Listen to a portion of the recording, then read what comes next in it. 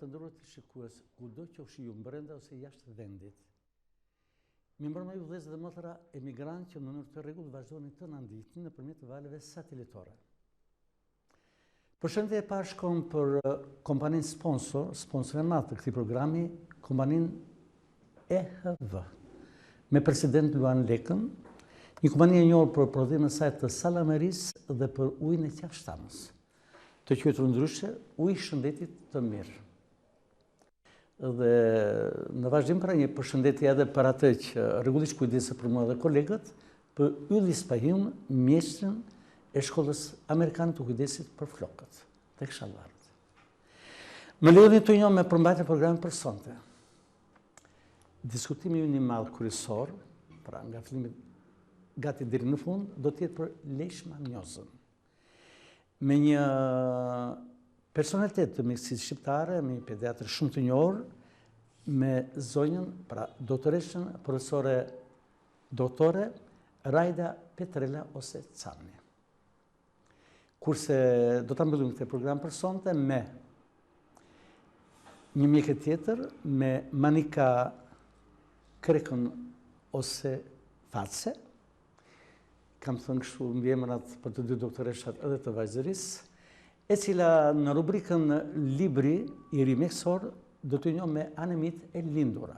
Pra ky libri është kushtuar anemive të lindura, kryesisht anemisë mesetare, ose të quhet ndryshe talasemisë.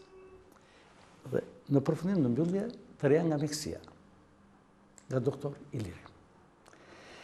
Kam nderin të paraqes doktoreshën, mirë se takohemi, Rajda. Mirë se qeta.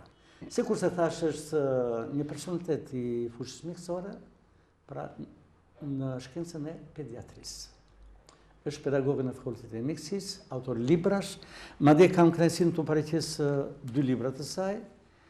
Zaten, madje ky bë edhe shkak për ta ftuar pikërisht sëmundjet infektive tek fëmijët dhe ka kryesisht pra për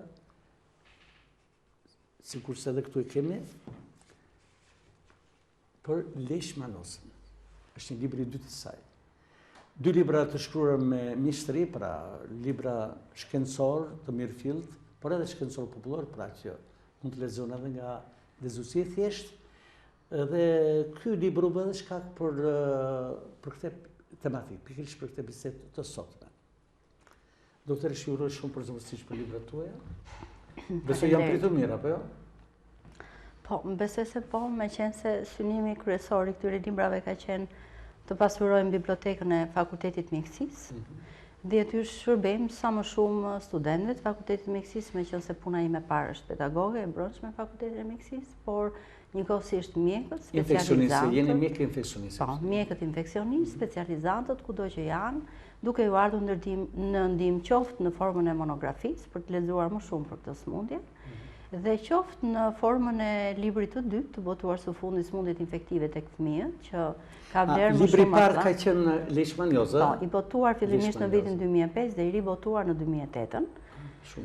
Po, dhe është i përkthyer i tërë në anglisht. Pra gjysma e librit është shqip dhe gjysma në anën tjetër është anglisht, për faktin sepse unë këtë libër e kam çuar dhe jashtë. Dhe e kanë lexuar, ato që janë e kanë vlerësuar, ato që kanë qenë të interesuar. Kështu që i bëra një përkthim për këtë arsye, kurse libri i dytë është në kuadrin e një duhet të them fotografive të eksperiencës time profesionale të pacientëve të mi, bashkangjitur me të dhënat e ndryshme marrë nga literatura të ndryshme për ta bërë këtë libër në formën e një atlasi për sëmundjet infektive. Sepse ju e dini tashmë që shumë sëmundje infektive në sajt vaksinimit janë zhdukur tashmë si fruthi, rubeola. Dhe kështu që studentët kanë shumë ku lexojnë sepse kanë internetin, po libri mbetet gjithmonë libër. I shkruar në mënyrën e duhur, ai vlen gjithmonë për gjithë brezat. Sigurisht se me internet nuk mund të bësh mjek. Sigurisht, është libri që. Dhe kështu që unë kam dashur të vi sadopak në ndihmë, duke ilustruar sigurisht rastet e mia aty, sëmundjeve të rëndësishme pediatrike, që akoma kanë vlerë të diskutohen, tashmë në kohët e sotme, pavarësisht vaksinimit që u përmenda, ka sëmundje akoma prezente në Shqipëri, që ja vlen të diskutohen për problematikën që kanë. Një nga të cilat është edhe leishmanioza viscerale, për cilën më keni ftuar dhe ju falenderoj shumë për vëmendjet që patët për këtë sëmundje, pasi realisht është akoma prezente në Shqipëri me një numër rastesh që faktikisht nuk duhet ta kishim më të vogël, por ja që e kemi dhe kemi problematikën e saj. Tani, nderuar doktoresh, dua të threj që në mënyrë të veçantë vëmendjen e shikuesit të gjerë, para që na ndjek tani nëpërmjet valeve televizive të brenda dhe jashtë vendit, për faktin të nderuar shikues, sepse ndiqet me shumë kujdes këtë problem, pra për leishmaniozën, sepse do të bini vetë se sa e rëndësishme është të luftosh kundër, më vonë do të sqarojmë të gjitha këto, kundër mushkonjave dhe një qëndrim krejtësisht të veçantë kujdesshëm ndaj qenëve të quajtur rrugaç. Natyrisht nuk do të kërkohet azhësimi i tyre etj, por do kërkohet pra një kujdes shumë i veçantë për izolimin e tyre, kur janë të tillë, pra rrugaç, vaksinimin e tyre, sterilizimin e tyre etj. Doktoresh, leishmanioza, kjo sëmundje, i cili ju ka detyruar të bëni një libër, një monografi të veçantë, është problem për vendin tonë apo jo? Është problem për vendin tonë, për faktin sepse numri i rasteve me leishmaniozë viscerale, e them sepse është forma më e shfaqur tek fëmijët, vazhdon të mbetet me një numër, me një incidencë të konsiderueshëm rastesh në vit të paraqitura. Kjo sëmundje është obligatore denoncueshme, e themi ne. Pra, këto lloj sëmundjesh denoncohen në Institutin e Shëndetit Publik. Dhe Instituti për Shëndetit Publik ka të njëjtat raportime me ne si shërbimi i sëmundjeve infektive, sepse çdo fëmijë që vjen denoncohet dhe verifikohet që është leishmania, denoncohet pranë ISHB-s për të bërë më tej procedurat e nevojshme. Kështu që praktikisht ne kemi rastet e gjithë Shqipërisë, tash që po flasim, dhe unë në dorë kam një punim 5 vjeçar të fundit që nuk e kam përfunduar, por i kam nxjerrë këto raste dhe po them që numri mesatar i rasteve me leishmaniozë viscerale tek fëmijët nga viti 2009 tek këtej është mesatarisht 50-60 raste në vit të paraqitur, të shtruar, pra të verifikuar, të trajtuar tek fëmijët. Sigurisht ne nuk kemi një popullsi shumë të madhe, po për Shqipërinë me këtë popullsi që ka, shumë është numri i rasteve, 50-60, sepse synohet eliminimi i kësaj sëmundje. Madje në termin anglisht quhet neglected tropical disease, kështu quhet tashmë ky term. Pra, futet në sëmundjet e neglizhuara për të perceptuar më mirë pse duhet ta kishim ne leishmaniozën. Kështu që edhe ne, duke synuar që jemi një vend mesdhetar me resurse turistike të jashtëzakonshme dhe me idenë për tyrë në Bashkimin Evropian, duhet të kemi këto politika bashkëkohore në mënyrë që sëmundjet mos ekzistojë. Sigurisht mund të ekzistojë raste sporadike që i ka gjithë bota, por ne kemi një numër rastesh të konsiderueshëm që besoj që lufta kundër uljes të këtij numri është të hyrë edhe në politikat shëndetësore, dua të them në sensin që duhet luftojmë së bashku për të ulur numrin e rasteve. Dhe të rriturit ka rreth 20 smur në vit, domethënë më pak se ke fëmijët, po natyrisht nisur nga mosha e fëmijës, nga problematikat që kanë fëmijët. Sëmundja është e rrezikshme e shfaqur në këtë moshë, sepse ka komplikacionet e veta, ka mënyrën e shfaqjes vet, donjohjen e saj nga baza, nga mjekët e shërbimit parsor dhe nga mjekët e spitaleve, të cilët duhet të jenë shumë të kujdesshëm, megjithëse ne kemi folur shpesh herë për këtë gjë, në tërheqjen e vëmendjes që mund të jetë ky fëmijë dhe leishmania. Më falni. Të nderuar televizionistë, ndonjëri për jush mund të ketë shtebruar paksa buzë kur doktoresha përmendi faktin që në Shqipëri ka 50-60 raste në vit. Dhe ju mund të keni thënë, që problemi madh që ka, vetëm 50-60 raste, ndërkohë që me situatë gripare mund të jenë qindra, mira etj. Por ama, sikurse do të bindeni gjatë shpjegimit të doktoreshës, është një sëmundje ekstremisht e rëndë, që nëse nuk mjekohet, dhe ky mjekim është jashtëzakonisht i shtrenjtë, sikurse do të themi, atëherë me siguri të çon në vdekje, sepse preken organin jetësor të organizmit të fëmijës së vogël. Pra 50-60 të vdekur do të kishin, me siguri nëse kjo sëmundje nuk do të trajtojë. Doktoresh, në botë kjo sëmundje është e parahapur? Po, është e përhapur në botë, atëherë incidencat, statistikat e fundit tregojnë që forma kutane e sëmundjes është e përhapur me një numër më të madh rastesh, kryesisht në të gjithë botën, përjashto Australinë dhe Antarktidën që nuk kanë. Ndërsa forma viscerale e sëmundjes llogaritet me një incidencë 500.000 raste të reja në vit, Po të ndodhura kryesisht në Bangladesh, në Sudan, pra në vendet me zhvillim social ekonomik. Edhe në vendet të ngrohta, në Edhe në vendet të ngrohta, po që dhe kanë një zhvillim social. Më falni, vendet nordike, këto vendet e ftohta, kanë këtë sëmundje? Nuk kanë leishmani ato. Kanë vendet mesdhetare më shumë. Sepse nuk kanë edhe mushkone shumë. Sepse jo, janë kushtet zoonotike, sepse duan klimën, duan nxehtësinë që ne kemi. Për shembull, vendet që ne kemi për qark, Italia e Jugut, Sicilia e poshtë, raportojnë raste me leishmaniozë dhe kutanë. Kanë akoma raste? Kanë, sigurisht jo incidencë të tillë.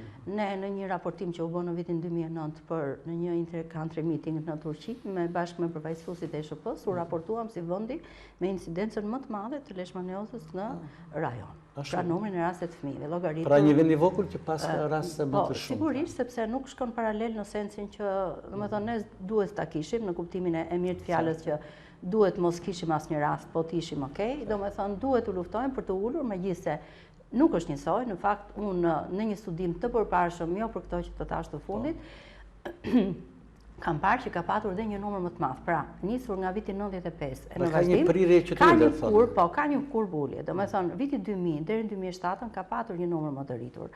Kanë qenë rreth 100, 120 raste në vit ndonjëherë, pastaj është ulur 70, 80, dhe tash këto vitet e fundit, pra 5 vjetët e fundit, deri në fund të vitit 2014, që unë e kam nxjerrë të statistikë, janë mesatarisht kaq sa tash.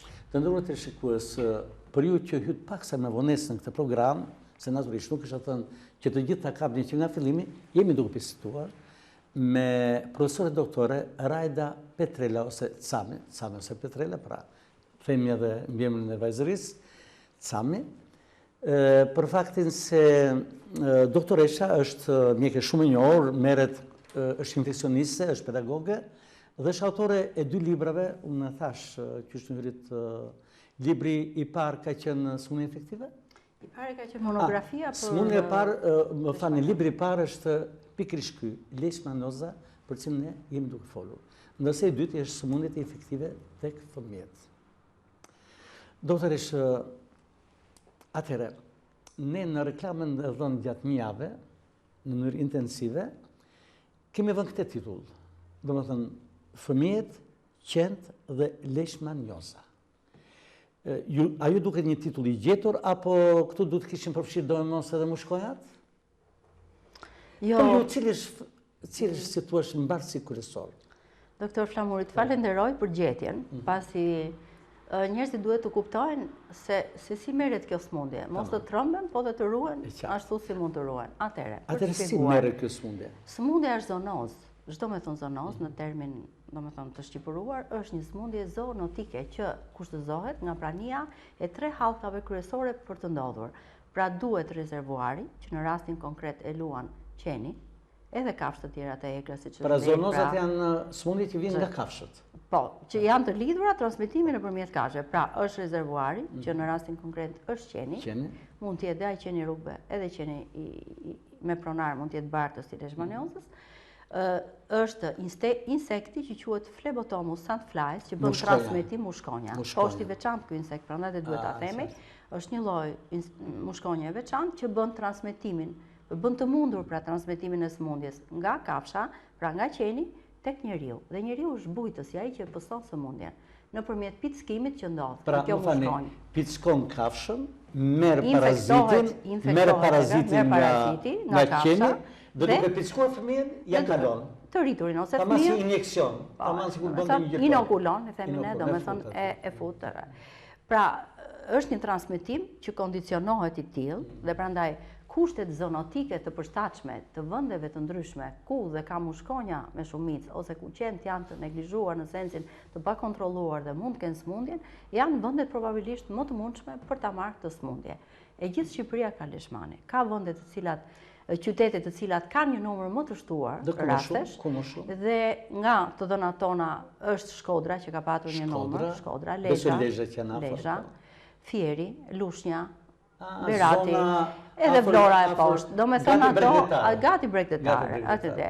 Kanë edhe rrethe që janë malore, si Puka, Kuksi, po jo sakto rrethe. Megjithatë, Tirana rezulton me numrin më të madh të rasteve. Pse? Sepse në Tiranë njerëzit kanë lëvizur. Dhe fëmia për shembull ka banuar në Tiranë, po mund ta ketë marrë leishmaniozën kur ka qenë në një qytet tjetër dhe është transferuar në Tiranë dhe ka Tirana është bërë një qytet gati 1 milion dhe ka ardhur këtu. Kështu që kjo të duket një çik i vështirë në fakt, kështu si e shpjeguam për ta marrë, po ja që fakti është që këto fëmijë smuren. Domethënë kjo ndodh, dhe kur ndodh është një problem i madh sepse ka të bëjë me e para mënyrën e zbulimit të smundjes, që duhet të jesh një ekspert i mirë pediatër, që të kuptosh që fëmia mund të jetë edhe me leishmaniozë. Këta janë fëmijë që është shtuar sigurisht sensibilitetin dhe ndërgjegjshmëria e mjekut familjes, sepse ne kemi folur për këto. Po nuk është kollaj ta kuptosh, sepse vjen një fëmijë dhe në fillim nuk të shfaq ato shenjat klasike të leishmaniozës, që do t'i themi më poshtë. Por të vjen me një temperaturë, të vjen një fëmijë kputur, i zbet, një fëmijë që ka bërë një bronkopneumoni dhe vjen vizitohet pikërisht për këto, për një të ftohur, për një bark. Smuret disa herë. Smuret disa herë, nuk shkon mirë si shëndet. Fillon të psohet, ka djerës, me një gjendje që nuk po bëhet mirë dhe shpeshherë bëhen vizita të hershpashershme, ku shihet që ky fëmijë nuk po shkon mirë. Dhe pikërisht në këtë fazë është ajo, domethënë ndërgjegjja e duhur dhe ai syri klinik që ka mjeku kudo që të jetë, qoftë mjeku i shërbimit parësor, qoftë ai i spitalit, i cili këtë fëmijë kur e shikon me këto shenja që unë do t'i përmend një çik më poshtë, do bëj punën më të mirë që ta asistroj sa më parë tek mjeku specialist infeksionist. Doktor, ndalim pak sepse mendoj se dy hallka kryesore të këtij procesi patologjik janë mushkojnë dhe qend apo jo. Më tha ndër të tjera sepse të nderuar shikues, përpara se të realizojmë një program, ne paraprakisht bisedojmë pra. Dhe ndërsa bisedonim përpara se të nisim regjistrimin, më thotë doktoresha që se pyeta unë çfarë lloj mushkojnë janë thotë të veçanta, janë paksa më të vogla se ato të zakonshmet, që dhe nëse ju vendosni një rjeta me hapësira paksa më të gjëra se sa, apo mundet pra këto, edhe pse keni vënë në rjetë dhe besoni se fëmia juaj është mbrojtur, kalon nëpërmjet kësaj rjete. Doktoresh, cila është mushkoja në vendin tonë që është shkak për transmetimin e kësaj smundje? Këtu Instituti i Shëndetit Publik ka bërë identifikime të llojeve të këtyre flebotomeve që përmendëm. Midis të tjerëve janë papagasi, sergentomyja, janë mushkoja të identifikuara nga studimet që janë bërë në këto zona, ku ne themi, janë shumë të vogla. Janë pikërisht kjo. Sepse ne shumë jemi atron me mushkojat e mëdha. Është kjo, po në fakt në diametër janë shumë të vogla dhe është shumë. Për larg ndoshta për kamerën, po do kemi rast që ta filmoj bashkëmballa edhe nga afër. Është ky tip mushkoje, shumë të vogla. Shumë të vogla. Sepse shumë herë ne shqetësojmë edhe prindërit nga ato të mëdha. Duke gjykuar se ato tipe asnjëherë për shembull nëna ne nuk na ka thënë që unë kam shoh që është shpickuar fëmia këtu apo aty, sepse zakonisht ajo vendi i inokulimit asnjëherë nuk arrihet të kuptohet. Qoftë nga fëmia i cili pa dashur diçka e pickon dhe largon dorën dhe ajo mosha e pafajshme 2 deri në 5 vjeç që luan dhe e shkon sepse i rritur është ndryshe. Ne kemi parë gjithë një muzgun e Bregdetit të kur pim një kafe në Durrës për shembull që kemi mushkojë dhe mundohemi të marrim masa, t'i largojmë, të ulemi ku s'ka mushkonja, po ai fëmia është më i pafajshëm sepse është ajo mosha që incidenca është më e rritur, 2 deri në 5 vjeç, ku duke luajtur fiksohet nga kjo mushkonjë e cila është e infektuar të qenit dhe kjo është mënyra më komode për ta marrë këtë punë. Do të mjaftonte një pyetje karakteristikë shumë praktike. Do të mjaftonte pickimi nga një mushkonjë apo janë disa mushkonjë të cilat do të mundur pasaj përçimin e smundjes. Do të thënë një pickim i vetmor nuk e besoj se është shkak apo jo. Pa ajo varet nga kushte, në qoftë se kjo mushkonjë ose një grup mushkonjësh aty sepse ka vende të cilat janë, domethënë rezervuar të tillë. Aty ku është qeni rezervuar, aty janë dhe mushkonjë. Pra ajo mund të ndodhi, sigurisht ndodh nga një pickim, sepse është një inokulim i vetëm i cili bën që të shkaktojë leishmania. Ne mund të pickohemi, po mund të mos shkaktojmë gjithmonë leishmanie. Ka organizma imun, të cilët mund ta marrin leishmanien dhe nuk e shfaqin sëmundjen. Nuk e shfaqin sëmundjen, sepse imuniteti është i tillë që, domethënë, e merr leishmaniozën, por nuk e zhvillon si smundje, formën viscerale. E përballon, e izolon. Sepse format klinike janë të ndryshme dhe imuniteti i individëve të ndryshëm dhe pikërisht është imuniteti nëpërmjet qelizave CD4 që përcakton imunitetin, që përcakton se si do zhvillohet kjo smundje. Dhe në fakt, faza e parë kalon në mënyrë asimptomatike, pra kemi atë periudhën e inkubacionit që është për të gjithë sëmundjet njësore. Pra që nga momenti marrjes mikrobit deri në shfaqjen e fëmia është pickuar nga kjo mishkojnë deri në shfaqjen e shenjave klinike të sëmundjes. Tani nga studimet që kemi bërë ne dhe nga fëmijët që kanë ardhur, zakonisht ne fëmijët i kapim në fazën akute. Pra zakonisht në javën e 3 ose të 4 ose edhe në javën e 2. Pra piskuar 3 javë më parë, thonë ja? Jo, piskuar mund të jetë më përpara, po koha e shfaqjes së fëmijës në spital është koha kur sëmundja ka filluar dhe ti ke filluar ta dyshosh klinikën. Ndërkohë, periudha e inkubacionit është më e përparshme. Dhe kjo mund të shkojë nga 2 javë, 3 javë, 4 javë, muaj, ndonjëherë dhe ndonjë vit. Përshkruhet në literaturë. Kështu që, domethënë, kjo zhvillohet pastaj në mënyra të ndryshme, po teorikisht thuhet që mund të jetë zakonisht ne fëmijët na vinë mbasi pyesim se kuptohet është anamneza ajo që sqaron se kur këta fëmijë dhe nëna asnjëherë nuk thot për shembull që un kam parë një pikë pickimi. Thot që un kam qenë për pushime në Durrës, thot që kam qenë për pushime në Shëngjin për shembull. Dhe mund ta lidhi kohën që ka qenë atje me fillimin e sëmundjes më vonë. Pra, ajo ka qenë për pushime e zëm në gusht dhe fëmia mund të ketë ardhur në tetor. Kështu që ne kohën e saktë nuk e përcaktojmë dot. Megjithatë, anamneza është shumë e rëndësishme. Pyetja, ku jeton fëmia, në çfarë zone banojnë, kanë kopësht, a kanë shtëpi me bache apo jetojnë në pallat, sepse neve kemi pasur raste që 2 fëmijë kanë qenë infektuar nga e njëjta shtëpi. A pse ndodh të ketë 2-3 sëmundje nga një familje? Po sepse janë, domethënë, janë infektuar dy, kanë qenë në kushte të njëjta, se janë mikro. Do të sharrove të pyes pak më parë. Është sëmundje kryesisht në zonën fshatare apo edhe qytetet? Në fakt, si të del nga gjithë kjo përvojë gjatë që kemi? Shiko, në fakt, ajo duhet jetë sëmundje më e shpesht e zonave rurale. Zona fshatare? Rurale, fshatare, sepse e tillë sëmundje. Se kemi rurale. Por ke parë që mua më ka dalë në çik më i rritur ajo, domethënë numri në zonat urbane, sepse është fiks kjo gjë që po themi në qytete, sepse tashi janë të gjithë fshatrat e Tiranës që kanë një pjesë, unë numrin më të madh e kam të rasteve të Tiranës. Pastaj edhe shkojnë e vinë. Pastaj edhe shkojnë e vinë. Normalisht logjikisht duhet të jetë më të prekura zonat rurale, por pak a pak, domethënë janë një statistikë që afrohen ke njëra tjetra, bise mos them të kalon ndonjëherë zona urbane më tepër. Doktoresh, sepse natyrisht shumë po shoh edhe minutazhin, si nis kjo sëmundje? Atëherë tham këtë mënyrën e marrjes, tham periudhën e inkubacionit. Atëherë çfarë ka një fëmijë që dyshohet për leishmanie, për publikun dhe për mjekët që na ndjekin. Fëmia që është i suspektuar për leishmanie është një fëmijë që bën temperatura të hershpaseshme intermitente të ndara ose jo të ndara. Pra temperatura që nuk ndikohen nga antibiotikët, kjo është shumë e rëndësishme për t'u thënë. Temperatura që qetësohen me antipyretikët por rifillojnë, sepse sigurisht nuk kam mjekimin specifik. Kur thonë antipyretik keni parasysh ulësit e temperaturës. Dhe ajo që është mjekimet e zakonshme që përdoren nga pediatrit për të mjekuar vatrat sekondare që mund të kenë të fëmijë, nuk sjellin rezultat në shërimin e fëmijëve.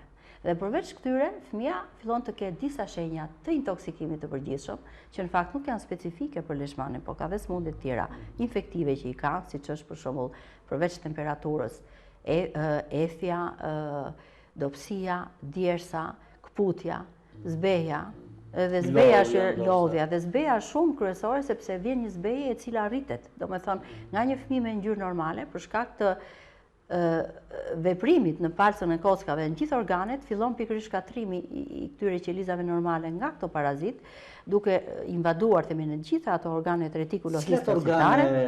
Më të prekura janë shpretka, lieni, limfonodulat, palca kockore, të gjitha organet retikulohistocitare.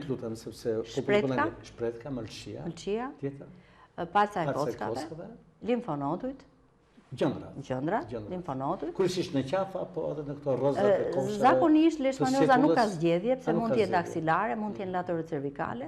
Domethënë përgjithsisht ka një limfoadenopati që është në klinikën e leishmaniozës. Me oreksim këto janë të rënë fare, besoj? Këto janë fëmijë që nuk ushqehen. Besoj. Po, kjo ndihet më shumë në fëmijë që kanë sëmundje kronike dhe fëmijë që janë të vegjël, 0-6 muaj, ose faktor risku që kanë malnutricionin, ose sëmundje kronike. Sepse merr me mend pastaj po të jetë kombinuar një sëmur me sëmundjen e HIV-it, HIV-AIDS-it edhe leishmanien. Bota ka nga këto. Dhe të rritur kemi ne, po fëmijë s'kemi. me co-infection që themi, co-infektuar. Sepse djetë Sepse janë smundje që ulin imunitetin, ulin imunitetin. Çdo smundje tek ata mund të shfaqet. Atëherë këto fëmijë kanë një lëkurë si alabastër të zbet, domethënë që bie në sy sepse fillon dhe zbehet dhe në ato fazat e fonshme mund të vësh re dhe fenomene të tipit hemoragjisë, disa petekje, ndonjëherë dhe një egzantem. Njolla hemoragjike që janë ato fazat e zhvillimit pikërisht të anemive. Doktoresh, forma që përshkroni është ajo që quhet viscerale dhe është më rënd. Sistemike, po. Por a ka dhe forma pa e mbaruar diskutimin për formën viscerale. A ka dhe forma për shembull që shfaqen në pjesë të tjera të trupit, në lëkurë për shembull? Ka? Është tjetër formë klinike, pra 3 format kryesore të kësaj smundje madhore janë forma viscerale, forma kutane e lëkurës dhe forma mukokutane ose smundja që quhet. Pra që mund të kapi lëkurën dhe mukoza, e cila nuk është karakteristike, nuk është karakteristike për Shqipëri, sepse të gjitha këto që thash përcaktohen format klinike të leishmaniozës, përcaktohen nga kushtet gjeografike, nga epidemiologjia, nga vendodhja e vendit në hartën gjeografike dhe nga speciet përgjegjëse që shkaktojnë sëmundjet. Për shembull Brazili ka edhe viscerale edhe në Shqipëri është bërë identifikimi i llojit të species dhe është verifikuar që është Leishmania infantum. Është pikërisht është ajo që përdoret, po, ajo që shkakton është shkaktare e formës mesdhetare, domethënë e formës që kemi ne. Të nderuar televizionistë, kthehemi pak sa mbrapa tek ajo çfarë doktoresha me shumë, dhe më thënë, me atë do thonja, e përshkër shumë bukur këtë smundje, deri tani edhe tha që nga këtë smundje preken 50, 60, deri në 70 raste të reja në një vit, apo jo. Dhe përfitonin tani se çfarë situate do të krijohej, nëse, sikurse më vonë do të shpjegoj, nëse nuk do të kishte një mjekim të quajtur specifik, NCAS, posaçërisht për këtë smundje. Këta fëmijë, sipas gjithë përshkrimit të deri tanishëm të doktoresës, shkojnë drejt një rënie të përgjithshme dhe drejt një vdekje sigurt apo jo. Nëse nuk trajtohen, nëse nuk mjekohen. Doktoresh, po i quajmë pra rastin e pamjekuar, cili është fundi i tyre? Përse vdesin këta nëse nuk trajtohen? Se thamë që është smundje shumë e rëndë. Atëherë, meqenëse smundja është sistemike dhe kap të gjitha organet, zakonisht vdekjet në rastet kur këto nuk diagnostikohen dhe nuk mjekohen si duhet, vinë për shkak të përfundimit letal, për shkak të prekjes të këtyre organeve madhore që ne përmendëm dhe komplikacioneve sekondare që ndodhin për shkak të uljes imunitetit, i cili i shtohet sëmundjes bazë. Kështu që spitali jo vetëm që është e vetmja portë ku këto mjekohen dhe trajtohen, dhe ne kemi krijuar një eksperiencë shumë të mirë në trajtimin e tyre, kemi ulur maksimalisht vdekshmërinë dhe pothuajse s'kemi fare vdekshmëri, sepse ato që i marrim dhe i trajtojmë, i shpëtojmë dhe janë bërë mirë. Dhe më vjen mirë për këtë. Jemi në një fazë të protokolleve më të mira botërore të mjekimit të tyre, fal një këmbguljes nga ana e shërbimit tonë si infeksionist dhe përgjigjes pse jo që shteti ka marrë për këtë kërkesë që ne kemi bërë për të kaluar tashmë në një fazë të re të mjekimit të leishmaniozës. Më thatë doktoresh në bisedën tonë paraparake që ju përdorni mjekime shumë të shtrenjta. Fatmirësisht ndihmora nga shteti këto, pra duke investuar shteti për mjekime të tilla, ju lutem cili është bari dhe le ta di edhe populli sa kushton, sepse duhet të dalë në një konkluzion tjetër të rëndësishëm pasaj. Se sa rëndësishme është që të përballojmë më mirë se thua luftën kundër mushkojave, kundër qenve rrugaçe etj. Sa kushton një mjekim dhe si ilaç? Preparatet specifike për mjekimin e kësaj smundje kanë qenë të hershme të përdorura deri vonkene, deri vjet par vjet, dhe janë kriprat antimonit, që janë të njohtura që në vitin 1900.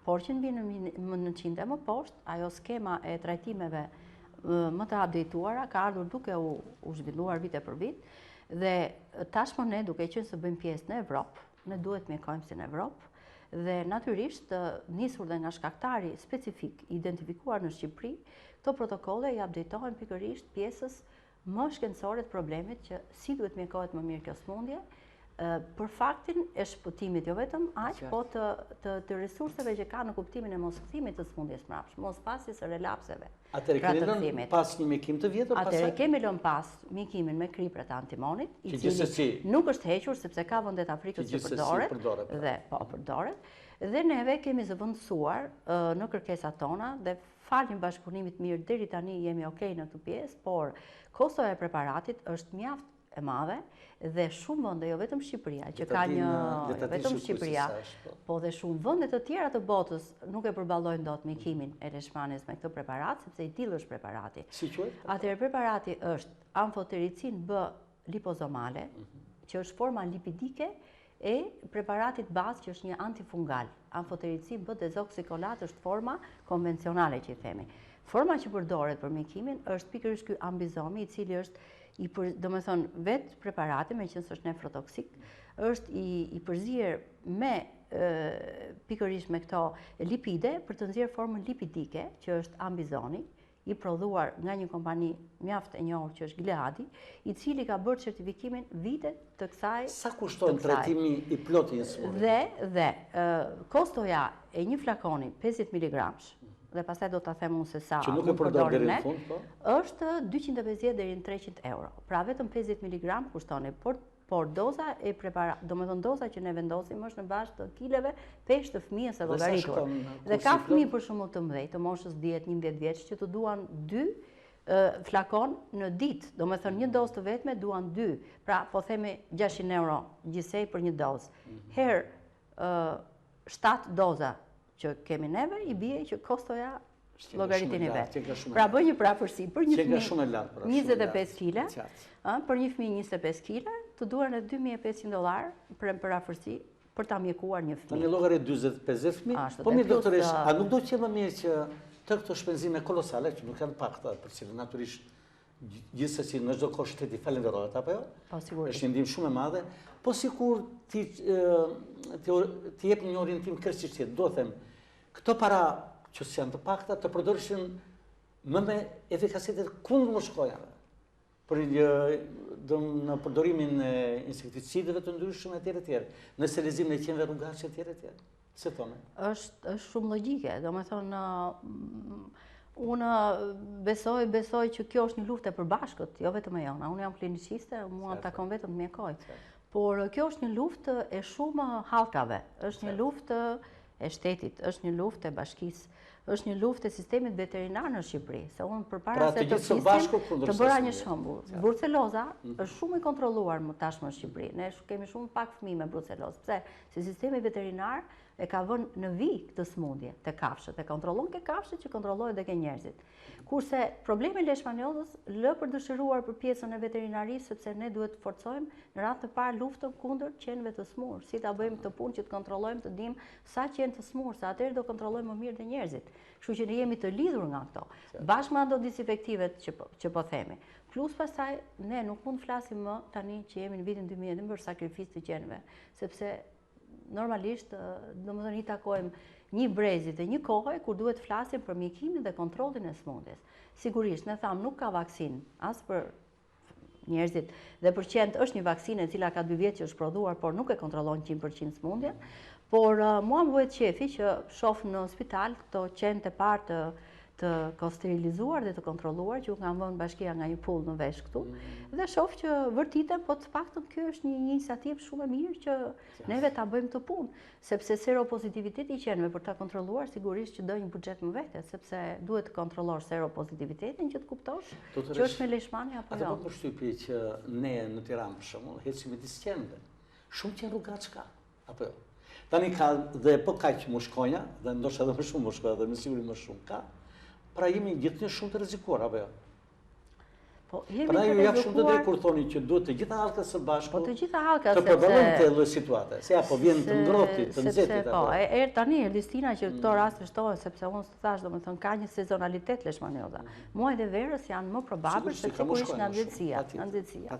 Nga pellgjet, nga shtimi i këtyre. Por problemi është që ne pavarësisht se i shikojmë këto qenë që shtohen, dalim prapë aty, pa bërë kostov se sa i kushton shtetit kjo punë. Po të mblidhemi të gjithë bashkë dhe bëjmë një rrafar dhe po të mbledhim atë diqëndrimin e fëmijës në spital dhe koston e ambizomit e dalim shumë fituar nga gjitha halkat e shufare. Dhe kjo për mua, megjithëse unë nuk është, po ne ishim në një konferencë në Prizren pikërisht për zonozat, jo më para se 2 ditë.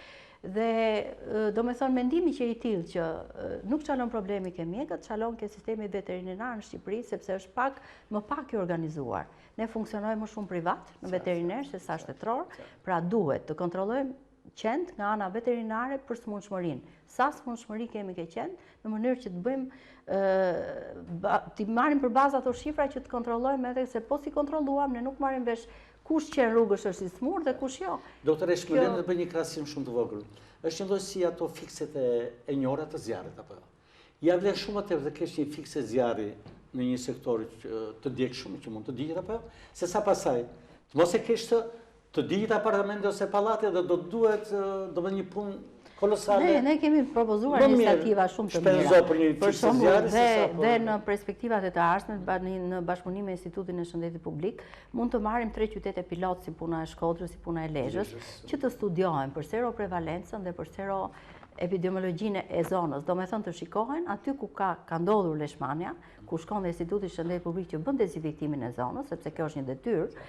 Aty të shikohet edhe mundësia sa janë të infektuar, sa qenë mund të ketë që mund të jenë probabilisht bartësit e leishmaniozës aty, për të parë më mirë situatën. Sigurisht kjo i përket të ardhmes, kemi shumë gjëra të mira për të bërë, dhe mendoj që të gjithë bashkë mund të bëjmë më shumë se sa këto që thamë, sepse njerëzit nuk duhet i trëmbim. Ajo smundje mjekore është plotësisht e shurueshme, jemi në një fazë shumë të mirë të trajtimit të saj, nuk ka asgjë për panik, por kjo është zonozë dhe që gjithë zonozat e tjera që duhen hallka, duhet edhe për këtë të detyrohemi të bëjmë një luftë përbashkët. Ndërsa doktoresh, nuk mund të mbyll emisionin pa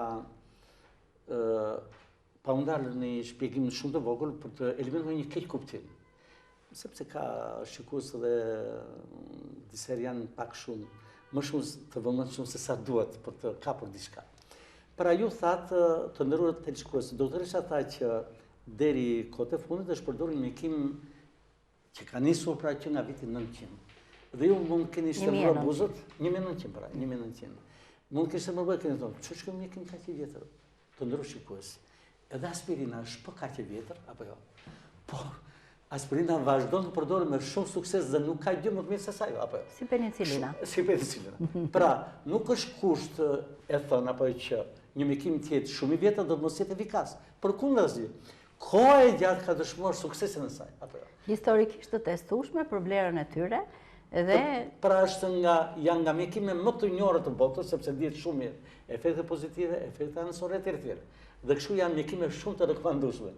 Besoj u kemi shpjeguar qartë apo jo? Po kjo është një gjë që edhe pse është një mjekim i nisur. Ajo s'ka bëj lidhje, ne thamë thjesht për efekt historik, barna të përdorura, të testuara, që akoma bota në vende të ndryshme i përdor, sepse nuk janë hequr, por duke u nisur nga kushtet ku jetojmë, nga viti ku jetojmë, nga identifikimet e llojeve, ne duhet mjekojmë tashmë si në Evropë dhe duhet të zëvendësojmë këto me protokoll sa më të mira. Besoj se kjo është detyra jonë më e mirë për të sqaruar këtë gjë. Unë në emër të shumë të risikuesve, kryesisht prindër, të rinj të kanë një drejtë. Ju falenderoj shumë përzemërsisht. Unë me këtë rastin e kësaj përshëndes gjithë fëmijët e mi që i kanë pas të smur me leishmaniozë. Tash në fund pata një fëmijë shumë të ardhur vonë nga fshatrat e Librazhit. I keni trajtuar me sukses. Po them që praktikisht i pashërushëm në sensin aq vonë erdhi, kishte një bark si tullumbas, aq sa ditën që filloi mjekimin, thoje që të nesmen do ta gjej apo jo, shumë të rëndë kisha. Kisha shumë kohë që s'kisha para shumë fëmijë, them drejtën. Doktor Framuri, po njerëzit ndonjëherë nuk kanë faj, sepse ndonjëherë merren me punë edhe si avon dhe fati i madh që ai fëmijë mbas kontrolleve është shumë mirë. Unë domethënë jam shumë mirënjohës edhe për mirëkuptimin e prindërve që ndonjëherë na kuptojnë edhe se kur kemi vështirësira bashkëpunojnë me ne. Unë them që kjo mjekësia jonë do bëhet shumë e mirë, po të kemi një bashkëpunim shumë më të mirë midis prindërve edhe mjekëve. Se ky komunikimi duhet rregullohet. Atëherë doktoresh, mjek të rrethave, mjek të fshatrave etj. Prindër etj. Nëse kërkojnë të ju gjejnë, ku ju gjejnë? Ku jeni? Unë jam çdo ditë në QSUT, orarin e zakonshëm në spitalin, në shërbimin e smundjeve infektive, ke Nën Tereza. Keni një orar të veçantë që mund t'u rezervoni njerëzit? Unë punoj si mas planit konsultave që ka caktuar konsulat kur i keni qësotoja, dhe ditën e mërkure kam ditë konsultash nga ora 9 deri në orën 1:30. Atëherë tani shikuesi kanë një orar të qartë tuaj. Kështu që janë Kur të kanë pritur të dyshime, vinë kur të veçanërisht për leishmanios, mund t'ja sjellin. Për gjitha. Qoftë kolegë të rrethave, qoftë vetë prindërit e ata.